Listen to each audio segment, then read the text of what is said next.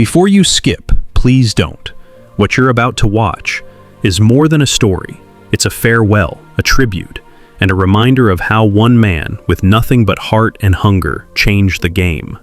Stay with us until the end, not for views, not for clicks, but because you owe it to yourself to witness what greatness truly looks like, even when it's taken far too soon.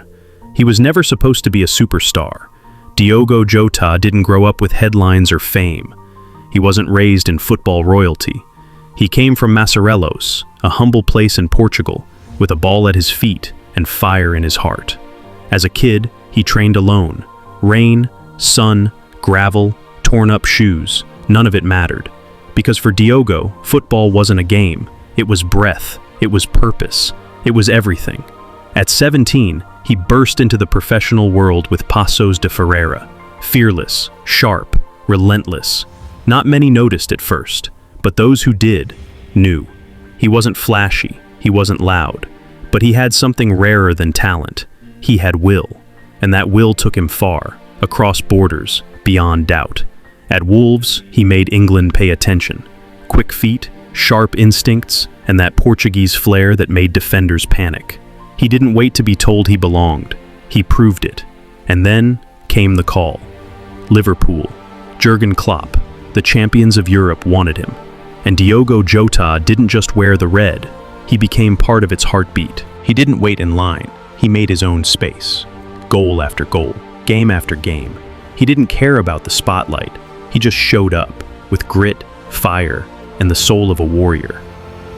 Anfield roared for him. Portugal chanted his name. But even in his brightest moments, Jota never changed. Quiet, humble, focused. Then came the setbacks. Injuries, criticism, silence. But Diogo, he fought back. No drama, no excuses. Just work. In the dark, in the pain, in the quiet. He rebuilt.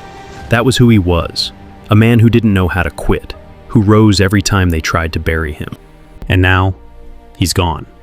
Just saying those words doesn't feel real.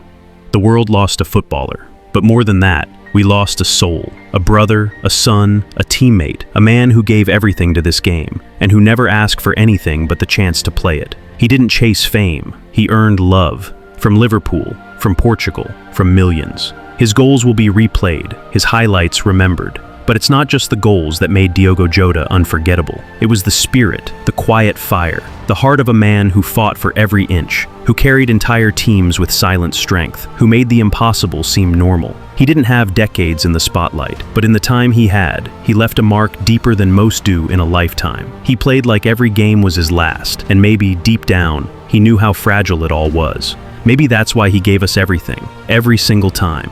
So today, we don't just mourn Diogo Jota, we honor him. We remember the goals, yes, but more than that, we remember the grind, the quiet comebacks, the fire, the humility, the legacy.